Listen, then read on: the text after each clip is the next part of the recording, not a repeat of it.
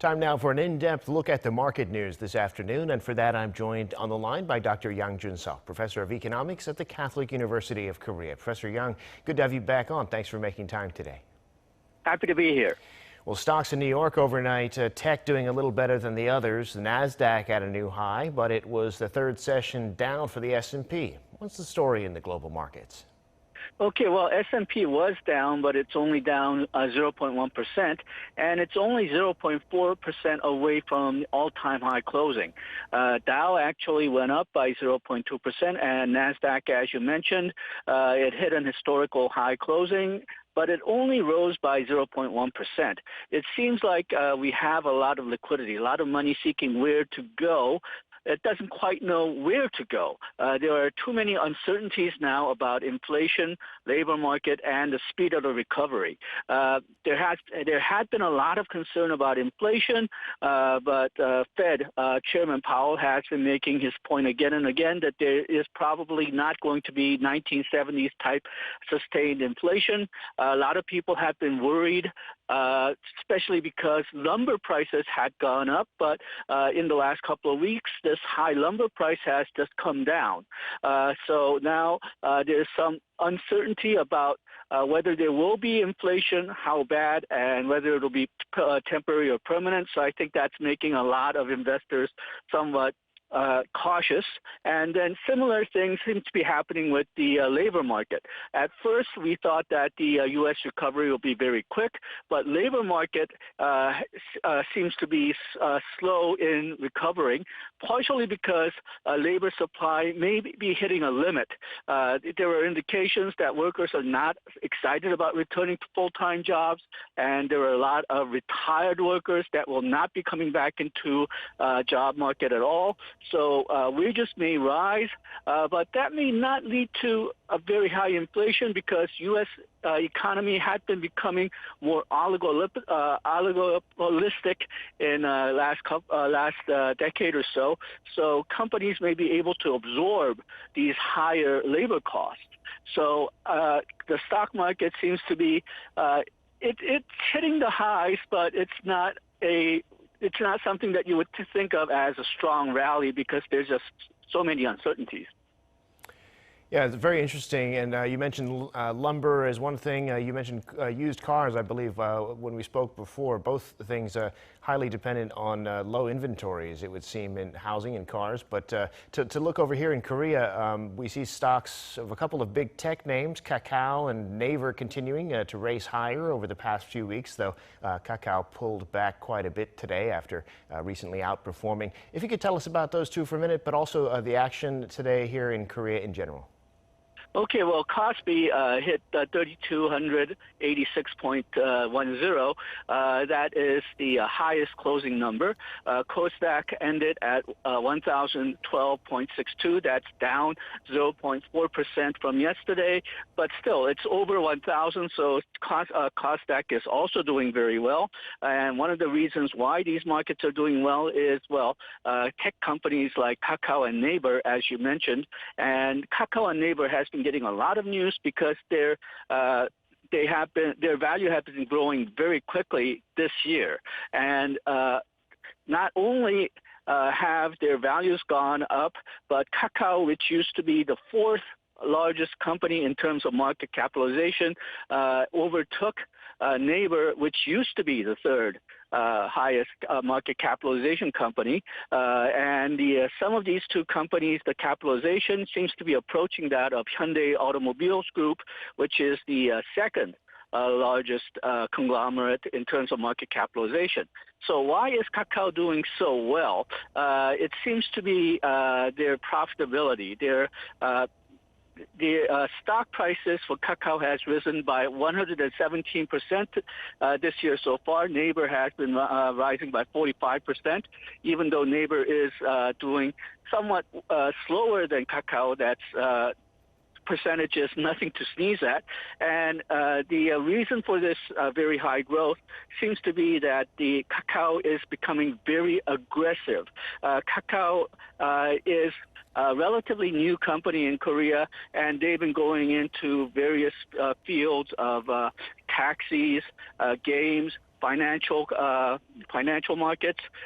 So they have been expanding a lot very aggressively, whereas Naver is a bit of a larger player. It's been around longer. So people seem to be very excited about Kakao's aggressive strategy, but they haven't really hit a barrier. They haven't really run into a problem so far. So it'll be interesting to see what would happen if there is a hiccup in Kakao's very aggressive strategy. It's an interesting idea. It's amazing that a company like that, like Kakao, could be on par with one of the world's great automakers.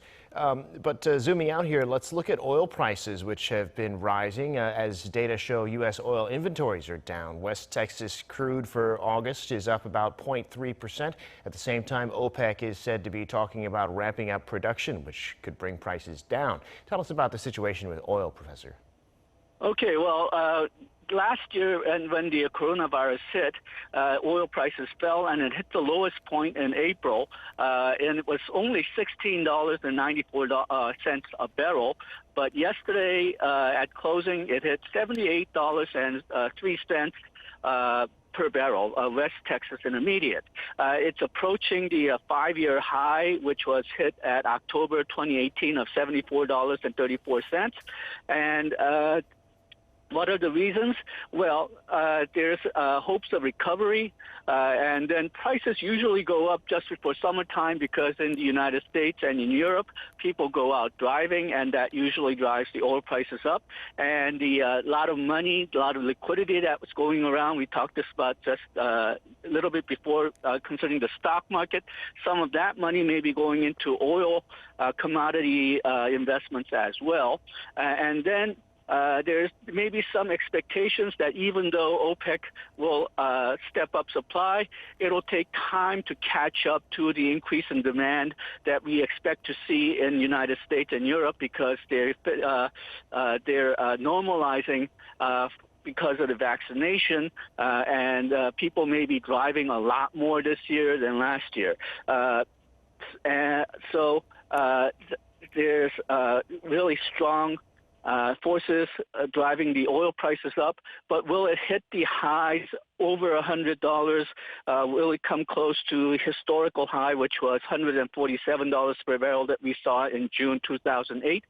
Probably not, because if the prices get too high, the U.S. may start production of shale oil again, and there's a lot more electric cars on the road now and a lot more recognition of dangers of carbon emissions. So it'll probably still go up. It may even go above $100, but will it hit a historical high? I don't think so. And you mentioned liquidity, Professor. So finally, the Korean economy this past year has been pretty remarkable, and it's running hot with a lot of money pouring in from the government and the Bank of Korea. At the same time, there are many inside and outside the government who warn that there's going to be an inflationary hangover coming from this. What's your view, Professor? Okay, well, both the Bank of Korea and the government ministries, the technocrats, seem to be very nervous about having too much money in terms of BOK's expansionary monetary policy and government's fiscal policy. It really seems to be just the political side of the government that really wants to have large expansionary fiscal and monetary policy at the same time.